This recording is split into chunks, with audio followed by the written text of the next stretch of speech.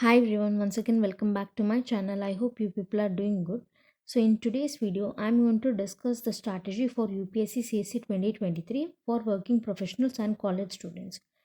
So before discussing the strategy, I would like to appreciate the fact that most of the working professionals are coming forward without leaving their jobs and preparing for various competitive exams.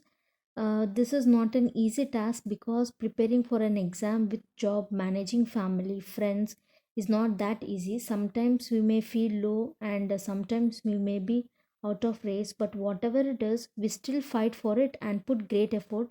So, those who are preparing for any competitive exam and those who are still working and preparing for any competitive exam, I would like to tell you one thing, that is, don't sacrifice your job, don't sacrifice your health, and don't sacrifice your wealth at any cost. Whatever the situation may be, please don't sacrifice all these things, because when you have all these things with you and when you have some security with you, it will be possible to crack any exam, whether it is UPSC, whatever it is, whatever the situation may be. Don't sacrifice anything for anyone or for any exam. Now moving into the details, let's discuss the practical situation of a working professional, that is, what are the problems that every working professional or college student face. Basically, there will be a lack of availability of time for working professional and college students, because people work for nearly 9 hours, or some people work for 6 hours, and college students also go for college and they come back after 8 to 9 hours. So it is a very big problem, that is, these people don't have much time compared to non working aspirants. So while preparing for any exam, we have to be careful and we have to manage the time and we have to prepare for it. So the next thing comes is responsibilities at work and family. So when you are working under a company or when you are working under anyone, you will have huge responsibilities, that is obvious. And when you are studying, you will also have assignments, you will have exams, you will have responsibilities related to college. So managing these responsibilities is bit difficult, and managing a family at the same time is also difficult. So we have to allocate specific time for this also, and we have to take out time for our preparation. And the next thing is lack of energy. Of course, after working for 8 to 9 hours, everyone will get exhausted. That is very common. But what here we have to do is we are preparing for one particular exam. So when we have that spirit, when we want to prepare for the exam, when we want to crack that exam, we have to come out of that. We have to come into our comfort zone and we have to prepare for this exam. So now, if you ask me what should be done to tackle all these problems, the first thing is, please don't quit your job, because when you have your own financial security, you will automatically get self confidence to prepare for the exam. Because if you take non working aspirants, they will have one fear that they don't have any financial security. If they don't pass this exam, or if they don't clear the exam, they will fear that they don't have any financial security. But for working professional, there is a financial security. So it is always advisable not to quit your job. Better take some leaves, extra leaves, whenever you want. Like if you want to prepare for prelims exclusively, take 2 months of time, or take 1 month of leave and prepare for prelims exclusively. Better take leaves, don't quit your job. And the next thing is, keep minimum resources. So as we all know that we have only few hours of time for preparation as we are working, it is always advisable to keep your resources very limited. So that what happens, revising multiple resources one time is not good for working professionals or any aspirants. So it is advisable to revise one resource multiple number of times. And the next thing is, shut off all your social media accounts. That is, you are working and you have nearly 5 to 6 hours of time for preparation, and in this 5 to 6 hours, If you apply your subconscious mind on social media, then there is no time left for your preparation. So try to stay away from social media until and unless it is necessary. So if you are preparing from any WhatsApp group or Telegram group, you have to restrict yourself and you have to set a time limit for that, and you have to prepare from it. Other than that, please shut your social media so that it will be very helpful for your preparation. So now we have seen what are the problems and what we have to do. Now let's discuss the strategy for 2023. So this is January and I'm considering February as the time to start the preparation. So calculating the leftover time, we have nearly 16 months of time for prelims 2023. So now what we have to do is we have to divide the 16 months of time into 10 and 16. That is, the first 10 months of time will be given for integrated approach for both prelims and mains, and the next 6 months will be given for only prelims, right? So today we will discuss only the plan for this 10 months, that is how to plan each and every day in this 10 months. So the first thing is, whenever you are preparing for this exam, not only this exam, any exam, you have to make sure that you are thorough with the basics. That is, you have to make sure you are aware about the pattern, age limit, about the papers that will be given in the exam, about each and every details of the syllabus, and you have to understand the whole process of the examination. So once you are thorough with this, the next thing is you have to calculate what time you have, what time is left with you after your work timings. That is, you have to calculate how many hours you are going to give for preparation. For example, there are some working professionals who work for 9 hours, and there are some working professionals who work for only 6 hours. So based on your work timings, calculate how many hours of time you can give for your preparation. So once you have calculated how many hours you can give for your preparation, the next thing you are supposed to do is you have to go for integrated preparation. That is, you have to prepare for both prelims and mains at a time. So this, what you have to do is you have to first cover mains and prelims oriented topics. You have to cover those subjects which cover both mains and prelims. So for this, first, you have to cover international relations, geography, history, polity and governance, economy, and after finishing this subject, this basic subject, like this prelims and mains oriented subject, then you have to concentrate on mains oriented subjects like world history, society, environment, security, disaster management, social justice, etc. So now we are thorough with our timings and we know what we have to do. That is, after calculating timings, we have to go for integrated preparation. Now the next thing we have to do is we have to make a rough time plan, that is in how many months we are going to finish the syllabus and in how many weeks we are going to finish particular book and in how many hours we have to finish a particular topic. That is, you have to have three plans. One is monthly plan, one is weekly plan, one is daily plan. So for this, first you have to do is you have to understand the syllabus very thoroughly, and after understanding the syllabus very thoroughly, you have to know in how many months you are going to finish a particular subject. For example, here if you see, we have 10 months of time left with us. So here I'm giving a rough plan, rough monthly plan. So I'm starting my preparation from February 2022. So in February, March and April, I'm going to prepare only NCRTs. So I'm going to make my basis very strong by reading NCRTs. So in these 3 months, I will just complete my whole NCRTs. So once I have finished my NCRTs, half, that is 25 to 30% of the syllabus will be done. Then my focus will be shifted to GS papers. That is, in May and June, I am going to start my preparation with GS paper 2, because in newspaper, whenever we are studying particular news, we go across many bills, amendments, and about political issues. We come across so many issues.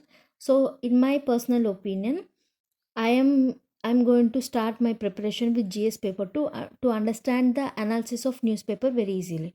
So here what I have done, I have given May and June for my GS paper 2 preparation. And in this 2 month, what I'm going to do is I'm going to first complete my polity and governance and international relations. That is integrated approach of prelims and mains. So in these 2 months, I'm going to compulsorily complete polity and governance international relations. And after completing these two, if time permits, then I will go and check out what are the subjects that are left in GS paper 2. Like I have left with social justice, and I have also left with some other topics in GS paper 2. So once I finished these two subjects, that is once I finished polity and international relations, then I will read leftover topics in GS paper 2. So that is my plan for May and June. And now coming to July and August, I'm going to prepare GS paper 1. And in these 2 months, first I will complete my geography and history. And if after finishing these two subjects, if time permits, then I will go through World History Society. And after August, the next focus will be on GS paper 3 in September and October. So for GS paper 3, what I will do is first I will complete my economy, and after completing my economy, if I have time, then I will go through science and technology, and after that I will go through disaster management, security issues. So in this way, after October and in November, I will complete my whole GS paper 4 syllabus, that is ethics. So this is how I have planned my monthly plan. And now coming to the weekly plan. So as I already told you, in February I'm going to start my NCRT book. So here what I'm going to do is, in 1 month we have 4 weeks, right? In this 4 weeks, in the first week, what I am going to do is I'm going to start my preparation with geography NCRTs from class 6 to class 12. And in this 1 week of time from uh, Sunday to Saturday, in this whole 7 days, what I'm going to do is I will complete all my 6th, 7th, and 8th NCRTs. So I'm going to complete these NCRTs in this week. So I'm going to plan like that. I'm going to make a weekly plan. Like in this week, I'm going to complete this book and these many chapters. So this is how my weekly plan will be. After completing that chapters in that particular week, in next week, what I'm going to do is I'm going to complete my class 9th and class 10th and one book of class 11th NCRT. So in this way, I have to plan my weekly schedule. So once after finishing the plan for weekly schedule, the next immediate thing I am going to do is I am going to plan my day. That is, as I already told you, working professional will have only limited time. On an average, I am calculating 4 to 5 hours of time left for the preparation. So in this 4 to 5 hours of time, 1 hour goes for newspaper reading, and the next 2 hours goes for NCRTs, and the next 2 hours goes for optional. Okay, about optional I'll talk later. So this is how I'm going to plan my day, and in this particular day, that is for today, I'm going to complete these many chapters from this particular book. So in that way, I'm going to make a daily plan. So this is the important thing that every working professional should do. So the first thing is calculate your time, that is calculate how many hours of time you are giving for your preparation. And the next thing is you have to prepare for integrated approach, and the next thing is you have to make monthly, weekly, and daily plan. So once you have finished making your monthly, weekly, and daily plan, the next thing you are supposed to do is you have to allocate each and every subject particular time. Like as I already told you, I'll talk about optional later on. So here, after making a daily, weekly, and monthly schedule, you have to allocate a specific amount of time every day for optional, because we have 10 months of time for the preparation. And in this 10 months of time, what we have to do is we have to give 4 months for paper 1 and 4 months for paper 2, and the remaining 2 months we have to give for revision of optional, so that we can be thorough with our optional, because optional is the most scoring subject in main, so it is always advisable to read optional every day. So I hope it is clear. So here, after finishing all your plannings, try to include your optional in that plan also. So this is how you have to plan your day, month and week. So after finishing your planning, the next immediate thing you have to do is you have to know which book should be read for which subject. That is, you have to fix a particular book list for each and every subject. For example, if you take international relations, you can read that international relations maximum from current affairs and with help of internet. And if you take polity session, in that polity you can refer Lakshmikant. And for governance also, you can go through some chapters of Lakshmikant, internet, and some other books like ARC, like in that type of books you can read. And for history, we have ancient, medieval, and modern history. So for ancient and medieval, you can go through NCRTs, and for modern history, you can read Spectrum. So in this way, try to have a limited book list. So once you have fixed your book list, the next thing you are supposed to do is you have to start your preparation with newspaper and with NCRTs. So this is how you have to plan your entire day, week and month. So in this way, this you can plan for your 10 months, and you can crack 2023 exam. So before ending this video, there are some points that should be remembered by every working professional. That is, always try to utilize your weekends to full extent. So in weekends, you can read for at least 8 to 9 hours, because you have holiday and you are free from your work, and you will stay at home and you will have lot of time for preparation. Try to utilize that weekends very fully, and try to complete your syllabus. And at weekends you have to allocate some particular time for your revisions also. And the next thing is, always keep on analyzing previous year question papers, because there are many aspirants who keep on reading and they don't analyze previous year question papers. So if you don't analyze your previous year question papers, then you don't know from where questions are coming and what type of questions are being asked. So it is always advisable to analyze previous year question papers whenever you are reading a topic, whenever you have finished reading a topic. And the next thing is practice answer writing. So many of the aspirants don't know when and how, where to practice answer writings. So answer writing practice should be done once you have completed your 30 to 40% of the syllabus. So once you have finished 30 to 40% of the syllabus, start writing answers on different platforms. There are different platforms which are providing free answer writing initiatives. So try to practice answer writings on their platforms. And the next thing is solve mock test. So this mock test can be done once you have finished your 70 to 80% of the syllabus. And while solving mock test, try to strengthen your weak areas. Try to identify where your weak, and try to improve that weak areas. And one more thing is, whoever are preparing for UPSC, first thing you have to keep in mind is be mains ready. That is, before starting your prelims preparation, always try to finish your mains syllabus, at least 70 to 80% of your main syllabus. So when you are mains ready and after you have qualified prelims, it will be very easy for you to revise the topics, and it will be very helpful for you to prepare for mains, because we have less gap between prelims and mains.